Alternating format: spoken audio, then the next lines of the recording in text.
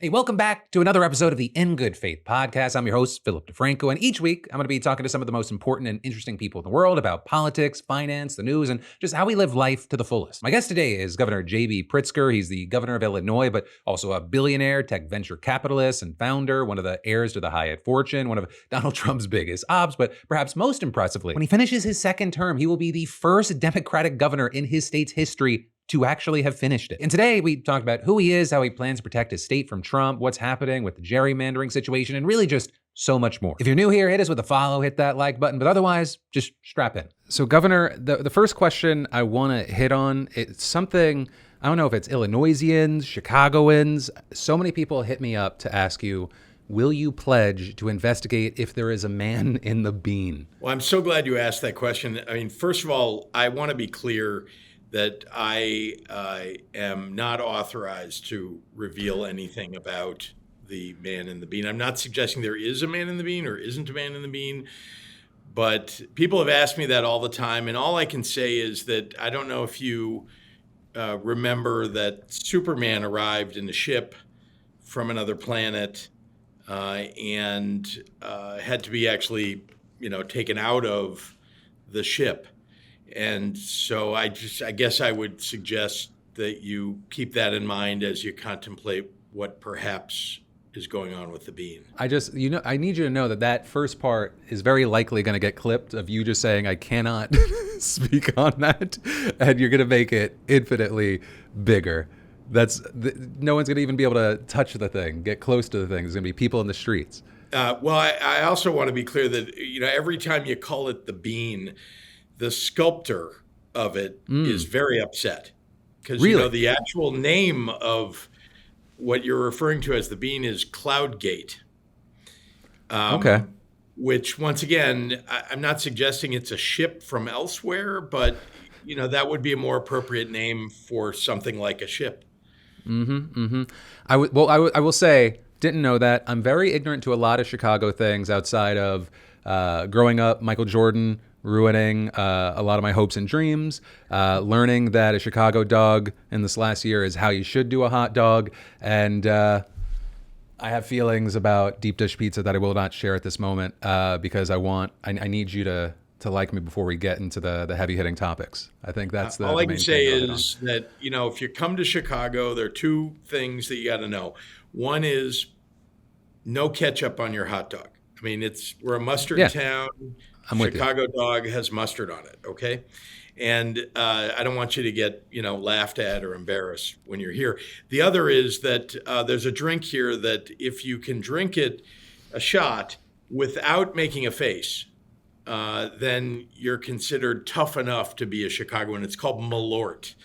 And I hope when you come, you and I get together and I'll happy to serve you some Malort and we'll see how you do.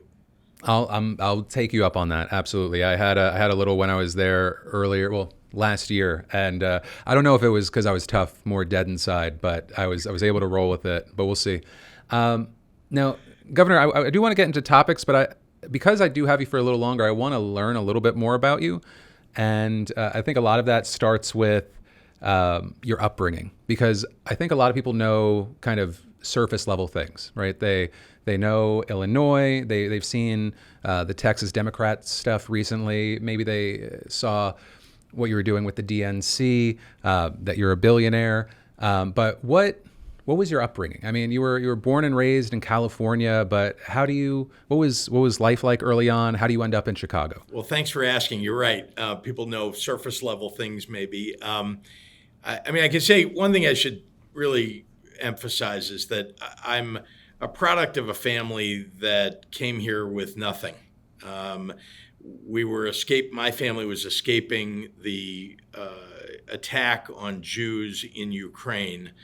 The Russian Empire was literally killing Jews in the 1880s.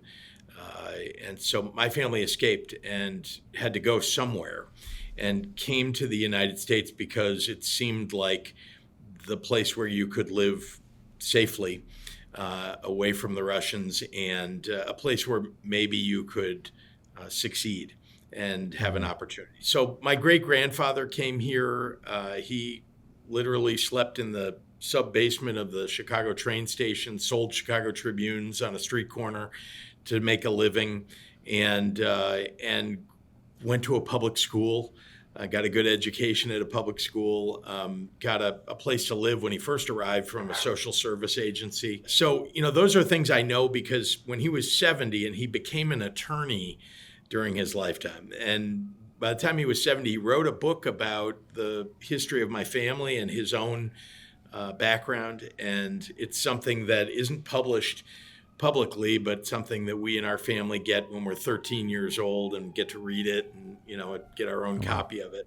So that's a little bit, at least, of, I think knowing your roots and knowing where you came from helped to, set you on your course. So I grew up in a family with two really great parents. Unfortunately, my father passed away when I was 7. My mother, when her husband, my father, passed away, she was 39. And she had 3 children. She was a widow. And I should also say she was an alcoholic. And so one of the reasons my mother is my hero is because she had so many trials and tribulations. The challenge of her life, right? Overcoming a disease, alcoholism, managing 3 young kids. I was 7, my brother 11, my sister 13 when my father passed away. And I can only imagine how challenging that was for her. I saw how challenging over the subsequent 10 years as she fought her alcoholism, tried to make sure we understood that this wasn't about us, that, whatever she was doing as an alcoholic wasn't aimed at us, and she didn't mean to make it seem like it was in any way. And so anyway, she worked hard to overcome it. I should also add that she was an activist for many years before my father passed away and for many years after until she passed away. She was an activist for LGBTQ rights and an activist for reproductive rights. Think about in the late 60s, early 70s, mid 70s.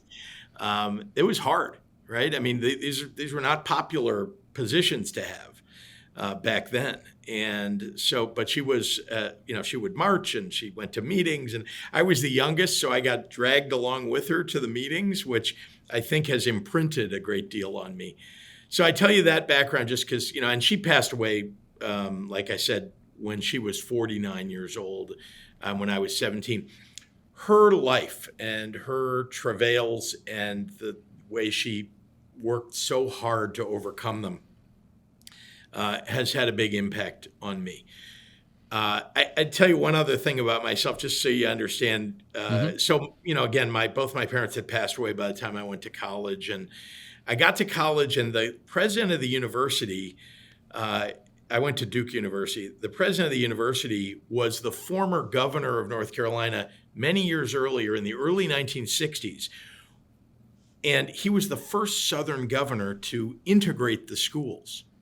Think about that, right? At a time when George Wallace was standing in the schoolhouse doorway, Terry Sanford was opening the door. And as a result of that, in the early 60s, right, he couldn't have been reelected, or elected dog catcher, frankly, in North Carolina. And he knew it when he opened the schools, when he integrated the schools. And I think a lot about that. And how do I know this story, and why do I tell it to you? Because I went to work for him. At the end of my time in college, I worked on his campaign. I was his advance man. And then I got hired to work in the United States Senate. He ran for United States Senate and won. And I got hired as the youngest legislative assistant at the time in the U.S. Senate.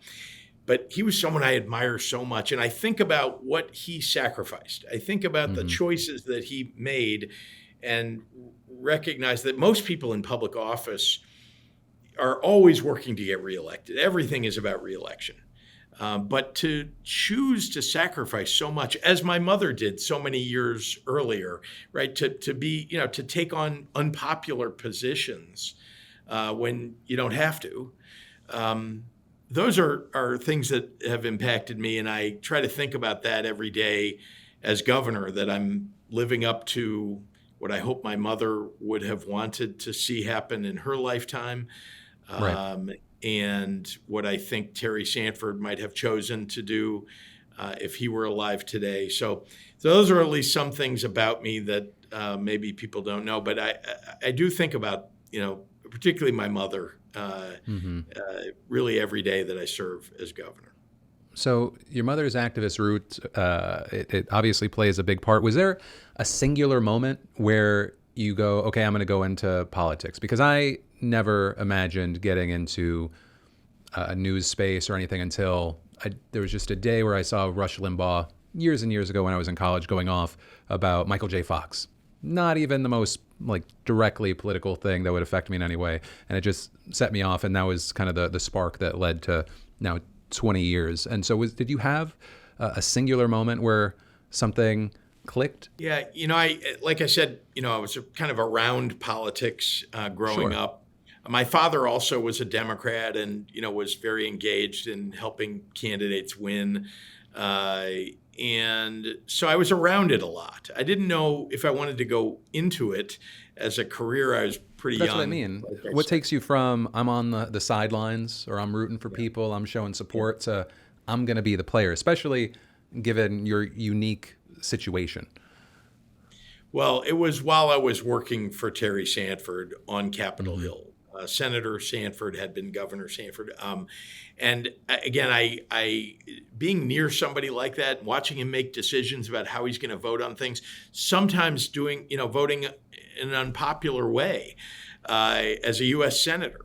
He was for gun safety legislation from North Carolina. And he, by the way, is a gun owner and, someone who was a hunter but really believed that we needed to be careful about who could get a hold of a gun. And what kinds of guns would be available to people. And so there was some time while I was working for him when I one day walked into his office and remember I was 23 at that point. And he was 71 or so. And I walked into his office and I said, and we used to call him governor, even though he was a senator. But I said, Governor, is there any chance that would you mind telling me, I'm thinking about running for office someday. I don't know if I want to, but if I did, how do you do that? What should I think about if I'm running for office? And I am reminded to tell you, I was thinking that he was elected governor, the youngest governor in the history of North Carolina. And here he was, 71 while I'm asking them this question. So he's had a lifetime of politics. And he said, he basically asked me, well, where do you want to run from? Are you going to, North Carolina or, where? And I said, well, my family's all in Chicago, where my parents are from. So maybe there. And he said, well, then you should go work for somebody from Illinois because you're going to need to know people in Illinois and you're going to want to understand the issues and so on. Right. And so, I was taken a little aback at the time and I thought, is he telling me I'm fired? I need to go find another job. But instead, what he was telling me was accurate, which is, call up Senator Paul Simon was then a United States Senator for Illinois and Senator Alan Dixon, call up their offices and maybe you should try to transfer over there. And so I actually followed his advice and ended up working for Senator Alan Dixon, who was the senior senator from Illinois. So I don't know if that's the moment exactly, but sure. I'll be frank with you. I was very taken with the idea that you could make an enormous difference in the world. There are a lot of ways to do that, but one big way to make an enormous difference is to move the ship of government in the direction of standing up for working people and people who are the most vulnerable in our society. That you can do that with philanthropy, you can do that in other ways, but the most impactful can be working for the government and running for public office and leading. So that's maybe, I don't know if there's one moment that I could point to, but that's sort of a time period in my life when I thought about it. Meanwhile, I ended up going to law school and I went into business and I ran for Congress when I was 32 years old. in a 5-way Democratic primary because it was open. The 50-year congressman decided to retire, and That I was the one lost. where you came in third, right?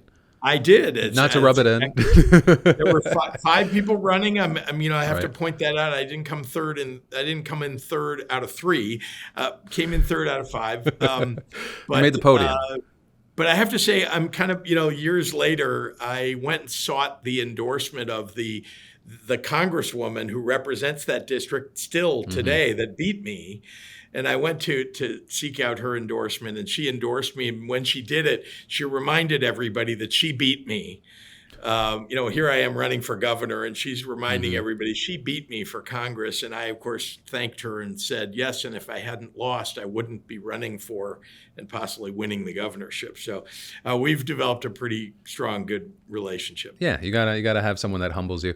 When regarding kind of the history, and I wanted to see if you were involved in any way. I mean, obviously it's your family, but is it true that your fight with Donald Trump, it dates back to before you were governor, as far as your family business and Donald Trump? Well, I wouldn't call it my fight. I was pretty young when all that was happening. But yeah, there was I would say Donald Trump, frankly, tried to take advantage of a situation with my grandfather many, many years ago, and caused a real problem for the Hyatt Hotel business. And the result of that is that, there's not many people in my family think much of Donald Trump. But that really has nothing to do with the way I feel about him. I have thought it really ever since. Do you think that it has anything? Do you think it has anything to do with his feelings towards you, or maybe your sister Penny's become a target in his Harvard lawsuit? Do you think? I don't know. I just remember in 2016, a number of people from New York saying, "Hey, like if there's a word that describes this guy, there's 2. It's revenge and grudge." And it was before, a lot of people fully saw what he was going to do. And it's been an experience seeing everything playing out. But do you think that plays into it for him from his side? Oh, remember, he is a vengeful narcissist. There's no doubt about that. And I think he sees himself as, responding now to all the grudges that he's had over so many years. So I have no doubt that one of the reasons that he attacks me regularly and has also attacked my sister is that. But I'll also think that, I'm personally glad that I'm living rent-free in his head, apparently, because he just brings my name up randomly. And well, I was going to say he constantly says that you were thrown out of your family business. I think that's a thing. Is that true in any way? What is that about? I never worked in my family business. I started my own. So I thrown out of my family business? No. And in fact, I've worked with my family members, some of whom have chosen not to be part of our main family business. And by the way, I don't own any shares in Hyatt, of no involvement in the hotels. Although my father built the business, but I made sure that I, especially as I was becoming governor, that I had no interest personally that would, benefit me. There were, someone who worked for the government might stay at a Hyatt, and that might benefit me in some fashion. So I don't own any shares in Hyatt, but I was very proud to build a very successful business with my brother.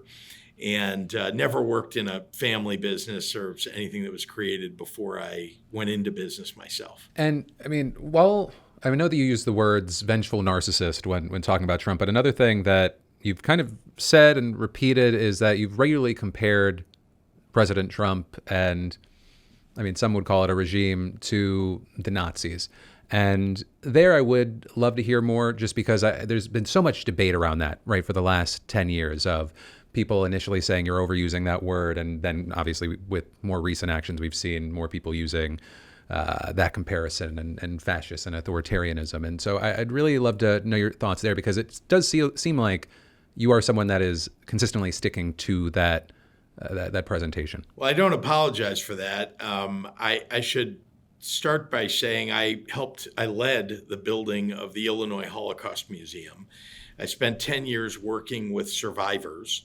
My family, at least nobody in my kind of immediate family line, was affected by the Holocaust. But remember, my family came here because of the pogroms, which were essentially like the Holocaust committed by the Russians many years earlier.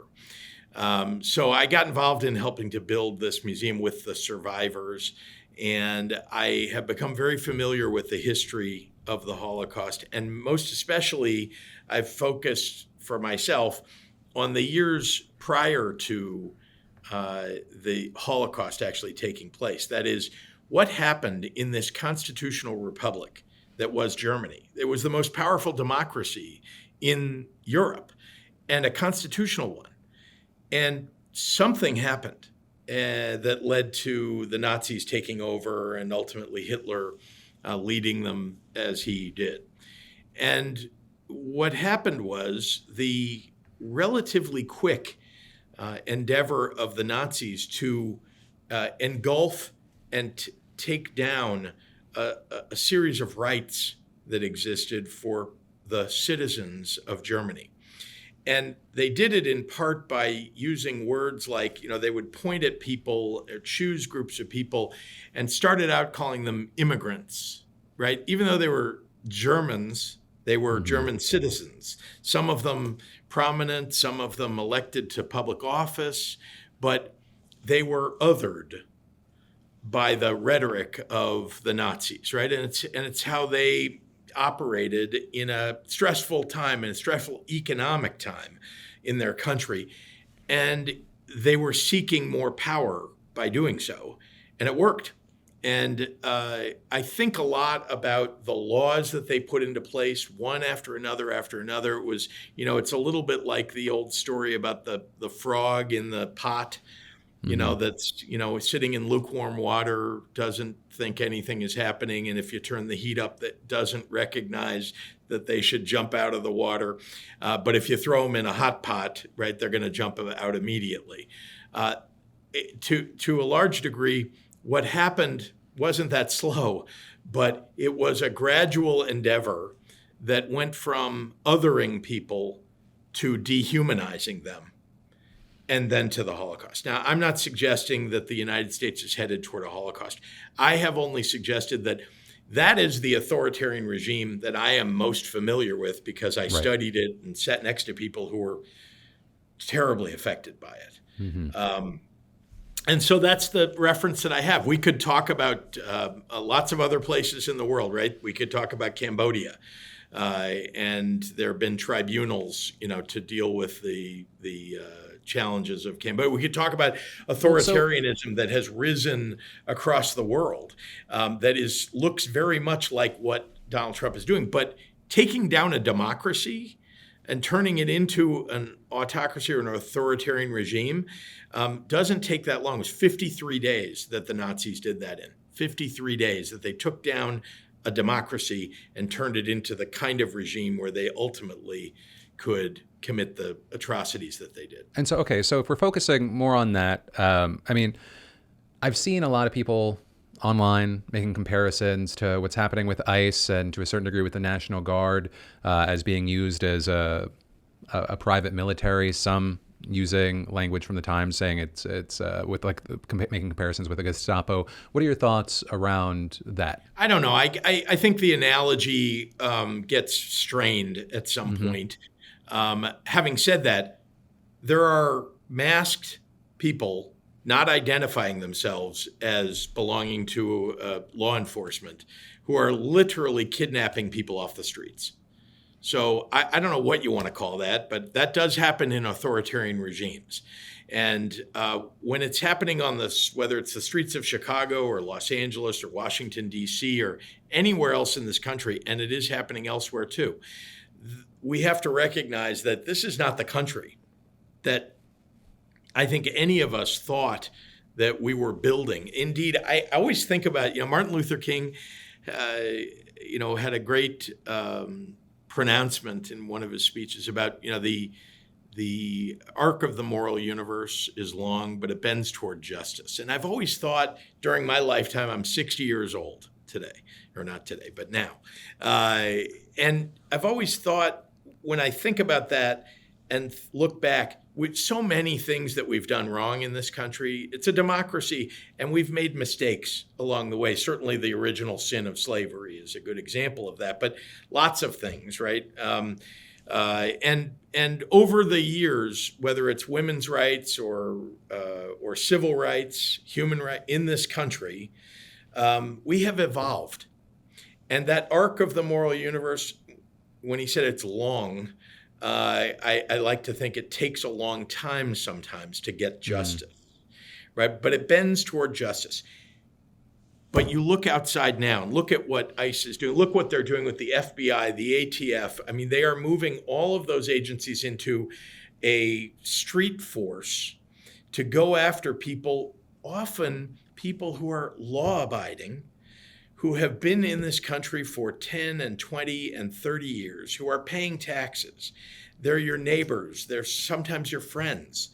These are not aliens. These are people who are residents. And we owe them at least the decency of, if you're undocumented, having the ability to go through a due process in court to try to get legal residency or explain why you're here undocumented. But for sure, we should have laws that allow that are more explicit about that. And we need comprehensive immigration reform. But I'm saying, instead, they're just picking people up. Like, if you sound like you don't belong here, or your color of your skin is black or brown, somehow you're suspect and subject to vans with guys popping out, wearing masks, not identifying themselves, and taking you to a gulag in El Salvador. So that is why, we all should be standing up, speaking out, and reminding our fellow Americans that this is not the country that we intended. And Donald Trump is taking us in a direction that is dangerous for our future.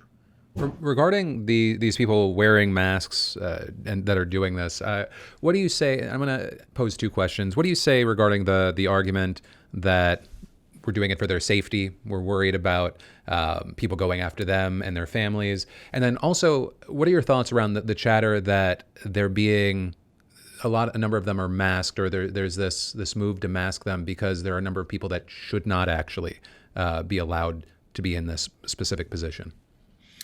Well, I wasn't trying to comment about the masks exactly. I was just saying that I've never seen this before.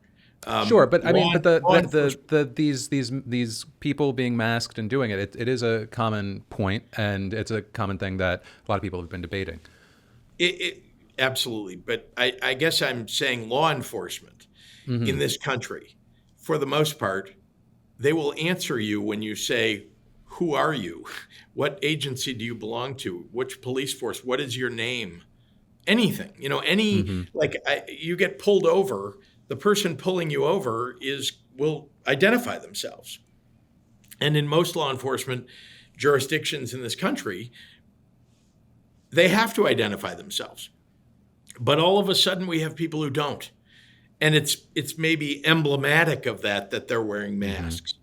I can't speak to, and I don't know how many, or the situations of people being attacked because they weren't wearing masks and somehow were revealed. I haven't, honestly, I don't know what those circumstances are. What I can say, though, is that the collective endeavor of hiding what law enforcement agency this person belongs to, maybe you don't have to identify yourself with your last name, but could you identify yourself in some fashion? And by the way, show us a badge of some sort, that's an actual badge that we can verify. And then you're getting dragged away with no process at all, and your family's not being notified about where you're headed.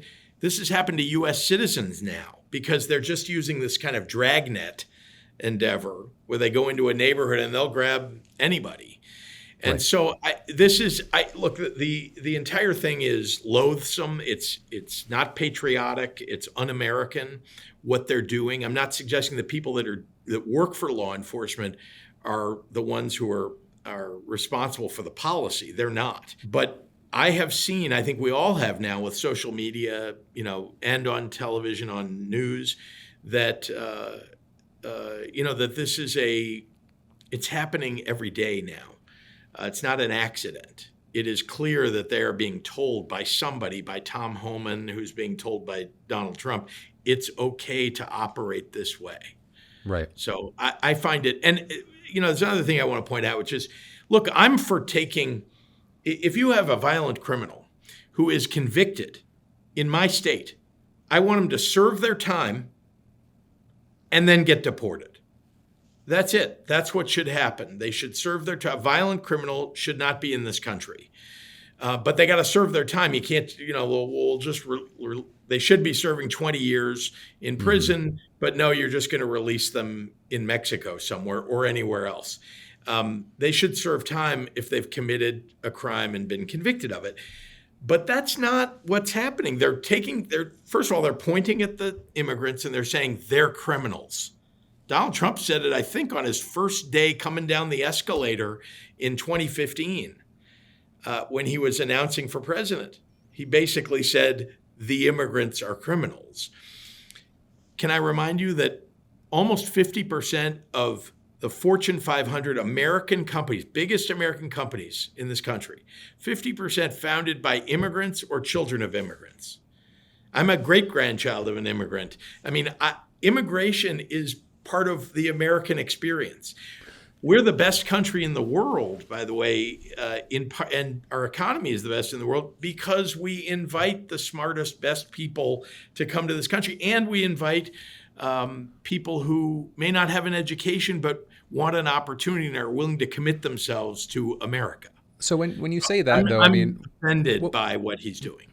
But so I think that there are a lot of people that would still argue that, or still say diversity is a great selling point. It's something to be prideful of in America, but that might hear kind of what you've been saying over the last few minutes and say, well, that's kind of a democratic strategy of conflating illegal and legal immigration and trying to conflate those two. I mean, I know you talked about violent criminals and deportations, but then you're talking about Fortune 500 CEOs. I mean, what would you say to that as far as the conflation of trying to mix the message up? Well, I want to remind you that an undocumented person didn't necessarily come to this country illegally. And I think there is a conflation of that somehow every undocumented person in this country, snuck across the border the way that people imagine. That's not often actually the way it is. It's vastly more often that someone came as a student, overstayed their student visa, may have made a mistake, by the way, in doing so, not purposely.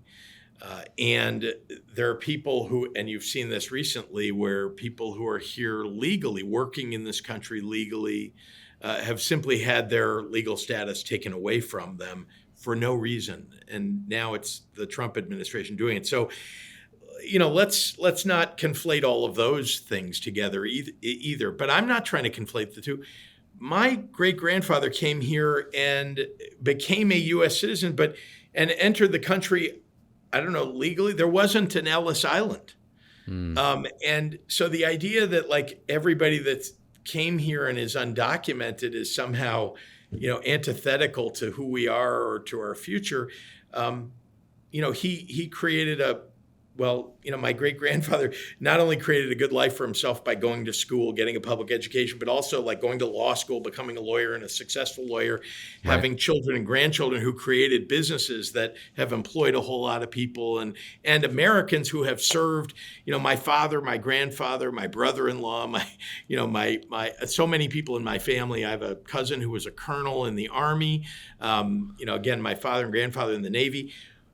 I'm dedicated to public service. I mean, we are, we're loyal and patriotic Americans. And yeah, we started out with somebody who came to this country uninvited, I guess is the way you would say it, but who became a U.S. citizen. Right. So many people that are here today want to commit themselves to this country would like to be asked to at least become legal while they're here, or retain or obtain legal status that they maybe once had. And instead, we have, for 40 plus years, we've gone without any immigration reform. Instead of rounding people up, how about if we work on immigration reform, and then we'll decide, based upon what's, the immigration reform looks like, who gets an opportunity to stay and who doesn't. And things have gotten to such a point. I believe I was watching, I think it was in the last 48 hours as far as the podcast being released. You recently said that like you called for a rebellion in the streets. And I wanted to kind of hear from you what exactly that looks like and like what you're specifically saying there. Yeah, I'm not sure I said rebellion in the streets, but I do think that pretty sure, everybody. But I'll give it to you. Well, what I can tell you is, and I said this in a speech in New Hampshire, and of course the Republicans decided that I was calling for mayhem and violence. Nothing of the sort, because I've always followed it with the words, megaphones and microphones and, ballot boxes. That's what I mean. And, we talk about, like, I use the word fight. I often ask people, are you ready for the fight? Those are words we all use in politics. These are all words that, when you see people protesting a policy, right? Are you standing up and working hard against something? That's a fight, right? So I think, that's what I would say about those words anyway. What I mean is that people need to stand up against what Donald Trump is doing, and they need to do it by speaking out, by protesting, by showing up online and expressing themselves, and most importantly, by going to the ballot box in 2026. I was listening to Newsom's podcast from the other day, and he was talking about is there a concern of ICE or National Guard showing up around the midterms in your mind? Is that something that's playing around, especially as, Trump said he's going to be deploying National Guard to your state along with scores of feds? So, I mean, where's your head at? I mean, I guess for the short term, but then also as we get closer to the midterms. Well, it's unconstitutional and it's unlawful. What Donald Trump is suggesting that he would do. Just like the other day when he said he was going to issue an executive order and end mail-in balloting. That's also unconstitutional. But he says a lot of these things, and they're just not, Now, might he do them even though they're unconstitutional? Sure, he did that in L.A. I think one important thing for everyone to recognize is that so much of what Donald Trump says is bluster. The challenge is that there are people who hear it and who act on it as if, well, the president of the United States said it, so it must be okay.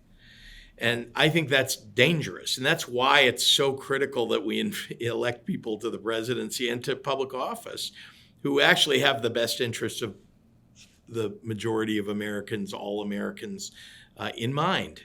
And so I am, I'm concerned about what that, what he is doing, what he is allowing people to do by virtue of his own rhetoric. Yeah, I sometimes wonder around that this mindset of it just being bluster, or, I mean, a common thing is like what we've been seeing with the National Guard, a number of people saying, oh, well, it's actually a distraction to this other thing. I think multiple things can happen at the same time. It can serve as multiple purposes, and it feels like a lot of what we've seen from this administration, and I'm preaching to the choir here, is do something, get it rolling to a certain extent, damage things in the meantime before the courts can stop anything, And so, I mean, do you think the Democrats need to stop the distraction talking point because it's more complicated than that, or do you have any thoughts there? Look, I do think that as Democrats, we need to be, multitasking. I think there are, at least two tasks that we have ahead of us as Democrats, right? One of them is we have to stand up and speak out about democracy and what's being torn down, the institutions of our country that are being torn apart. And that's why I gave a speech about what the Nazis did in Germany and how that concerns me. But that's not, if you knock on 100 doors as a elected official or someone running for office, and you ask 100 people, do you know democracy is being taken away from you and you need to, get out there and do something about it? Most people, frankly, look at you and wonder, what planet did you come here from? Their lives are not impacted by the form of government exactly, or they don't feel that in their daily lives. They don't. Their lives are affected by, can I go to the grocery store and buy enough food for my family? Do I have a good job that pays enough so I can pay my bills? Can I get to work and back home again in a reasonable amount of time? Just things that are like work a day. This is what most people are facing. And that's the other thing that Democrats really need. I say it's the other thing. We need to be doing both. But it's the other 95 people out of the 100 are worried about can I pay my bills, and how are you helping me get through challenging moment economically for my family, and build a better life. So that I think is why that's one reason I think why Democrats didn't win in 2024. There are several other reasons, but I want to remind you that back in January or so of 2024, Joe Biden, when he was still the candidate for Democrats, or likely to be, he gave a speech at Valley Forge about democracy, and the campaign portrayed it as this is the theme of the Biden campaign. And when I heard it and then saw it, I thought everything he says is right. Mm-hmm. But for the most part, that doesn't move most voters. They're not thinking about those things. And that's where I think Democrats have had it wrong, over the last, year plus. And where, when we think about the future and how we're going to impact people's lives and make them better, it's got to be about the challenges that they have at the kitchen table, and not so much about the big, broad brush of institutions of our democracy, which we are also going to have to fight. And frankly, when we retake the White House and the Congress, we're going to have to rebuild them. Is that something you feel very strong about, that at the end of the day, the kitchen table issues will deliver the presidency? Because I feel like this last election, and each election is different, when the election comes down to a lot of stuff, it's motivating the base and then trying to grab those people that are in between. And I think Trump handedly took a lot of those in between, and we saw dramatic shifts. So, I mean, I guess whether it's you, whether it's a different Dem candidate, like what do you say when the internet or an interviewer or the person you're debating throws out like I call it the pocket glitter, and they say, well, what's your thoughts on trans athletes, even though it's a very outlier situation? What are your thoughts, more notable to the moment now, of what Netanyahu is doing with Israel, right? We're seeing massive divides among younger Democrats and older Democrats, and even among MAGA. There's a split of people yelling at each other, America first, Israel first. Like where do you think those things, I mean, it seems like those things move the needle. There was a lot of criticism, whether you think rightly or wrongly, around Biden and Harris going into the election. Well, I guess I'd start by challenging the first notion that you put out, which is that that Donald Trump won handily. Donald Trump won the popular vote by 1.5 percentage points. So just to remind you, it wasn't like there's some blowout, majority for Donald Trump. There isn't. And elections matter. How you run an election, sometimes the better candidate or the person with the better ideas loses for a variety of reasons, right? Some of it is like, well, inflation. When you're the incumbent and there's inflation, that's something that will affect your reelection. So there were a lot of circumstances. Don't forget the other thing that I think we lost because of is, our candidate, and we can all have opinions if you like about the presidential, about the president running for reelection, Biden. But I've never in my lifetime seen it where an incumbent running for reelection dropped out of the race with 108 days left until the election. And then someone else, and by the way, most people have no idea who the vice president of the United States is. Another poll you could do on the street, ask 100 people if they know who the current vice president is. Virtually nobody does. You and I do, but most people have no idea that JD Vance is our vice president. So now you put that person in as your nominee. And by the way, there wasn't anybody else who had higher name recognition or whatever that you could immediately. I think we do get into a debate there of people feeling that Democrats have been somewhat anti-democratic in the primary process and the selection. That's silly, though. I'll challenge that any day, because the reality is that we had our nominating convention coming up, I think 4 weeks later, and the idea that what are you going to do? Hold a primary? I mean, who's going to decide? A bunch of insiders are going to decide who the nominee is? You think that sounds more democratic? She got elected vice president of the United States, so she's won the most votes of anybody that you can name. So anyway, again, I know. Do you think that's just looking in the rear view, like going, well, now I imagining hypothetical situations? Is that kind of what you're feeling? No, I'm suggesting to you that there were a lot of circumstances in 2024 that, were not in anybody's control. Maybe Joe Biden's, because he could have not run for reelection or could have not dropped out. But a lot of things that were not in anybody's control, and Democrats lost. So this is just to challenge the notion that you put forward that, that somehow there was this, big ringing endorsement of Donald Trump. But you also, raised these kind of like peculiar, very specific issues. I think we're pretty similar. I'm not saying that he got like 70% of the vote, and I'm not echoing him saying like, I am like the God King. I'm saying that, based off of everything that we're seeing, he got the popular vote, and that means something, especially as for a Republican candidate in recent elections. And the split of votes that he got across, whether it's minority voting groups that people didn't expect, former Democrats, those sorts of shifts. That's what I'm talking about. Yeah, I hear you. I was just countering the notion that it was some blowout victory. But I think you were also trying to get to these very peculiar issues that got talked about that seem to affect some people's votes, right? And I think Republicans have gotten very good at distraction. You mentioned that word earlier. Very good at distraction, and what really matters to. I can tell you that what matters to people in Illinois is, like I said, can I buy a car for a reasonable price? Can I afford to rent an apartment or buy a house? Can I live and feed my family? Those are the things that really matter every day in people's lives. And the Republicans don't have good answers to that. And so the distraction works for them.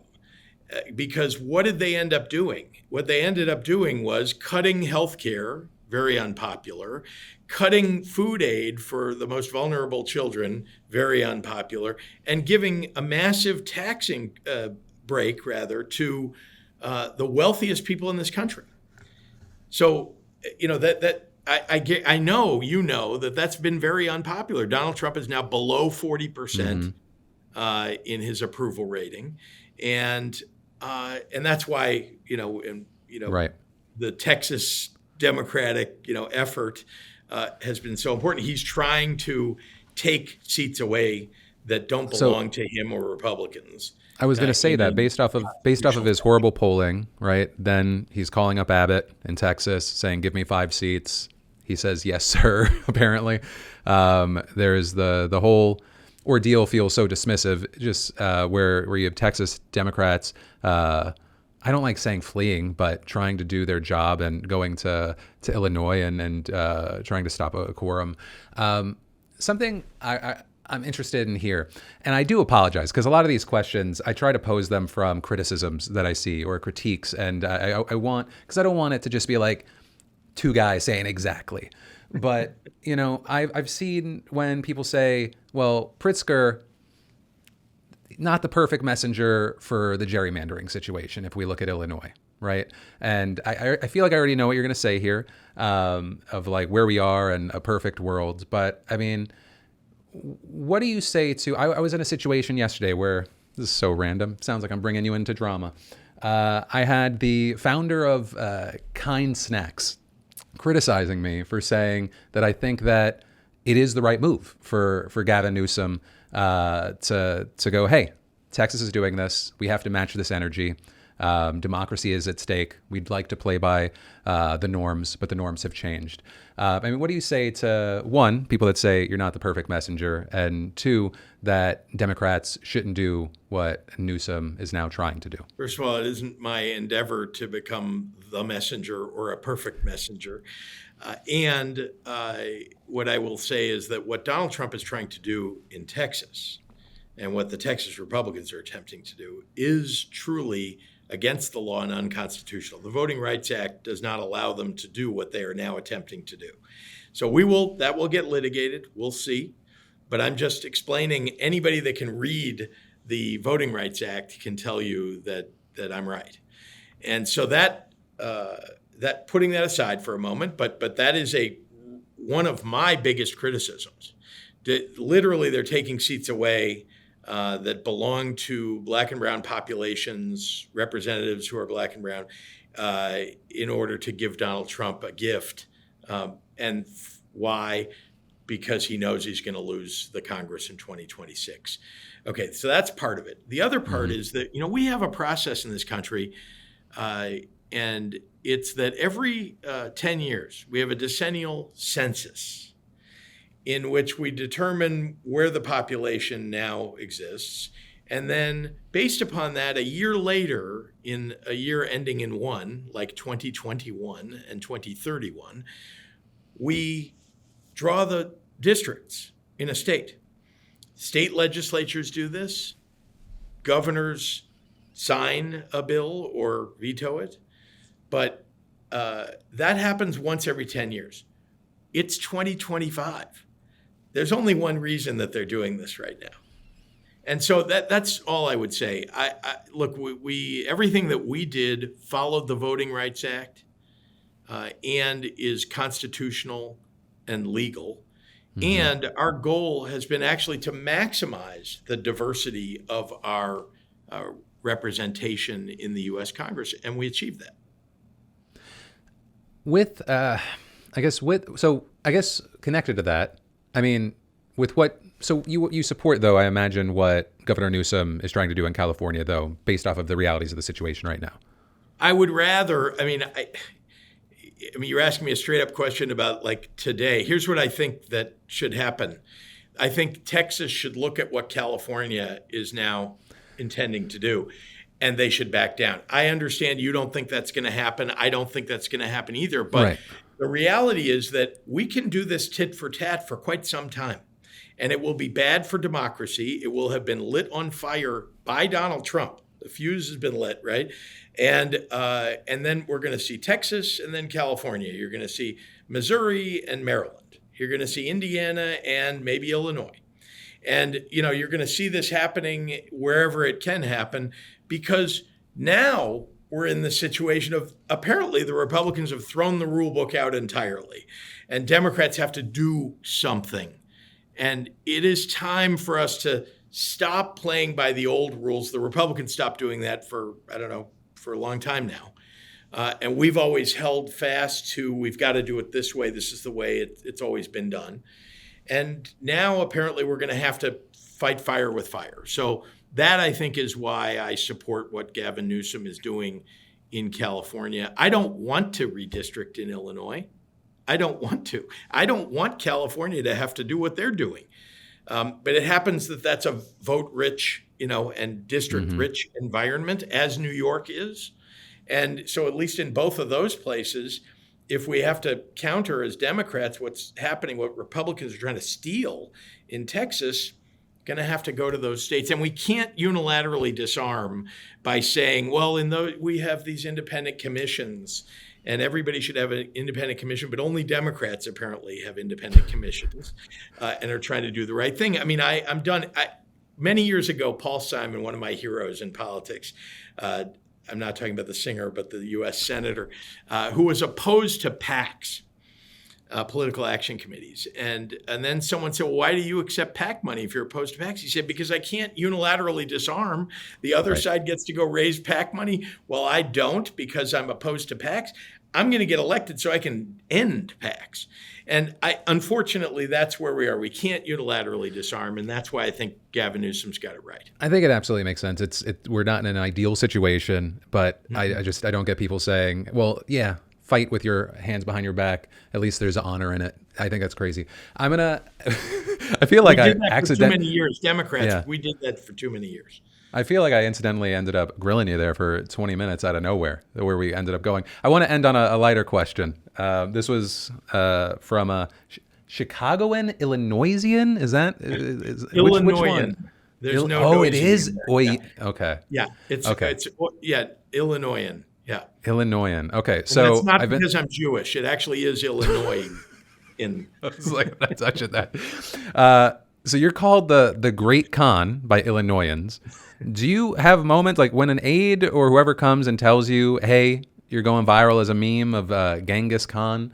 What's your reaction as just an adult man? Well, thank God politicians don't have control over the internet.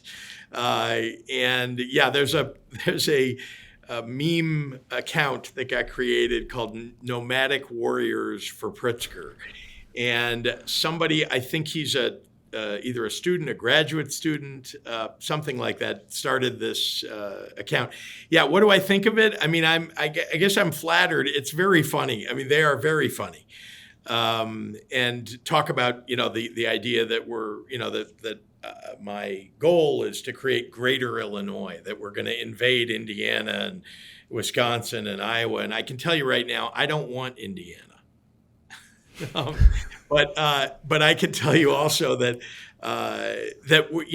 it's fun. It's just a fun thing somebody did, and I one time referenced nomadic warriors in a speech when I was talking about the idea that I'm a happy warrior, because I am a warrior, but I think I'm not offensive to anybody in that way. So, but I talked about nomadic warriors in that speech, and I think the nomadic warriors anyway went nuts over it. So I was happy to play into whatever it is that they're doing. But it's a crazy world that we live in, where people are putting up memes about office holders or candidates, and you have no control over it and don't know where it's going to go. Yeah, you got to lean into the meme, whether your future is Illinois or more national. Governor Greater Pritzker, Illinois. Greater Illinois. Greater Illinois. Thank you so much for the time. I appreciate you answering some questions with me. Thanks, Philip. Good to talk to you.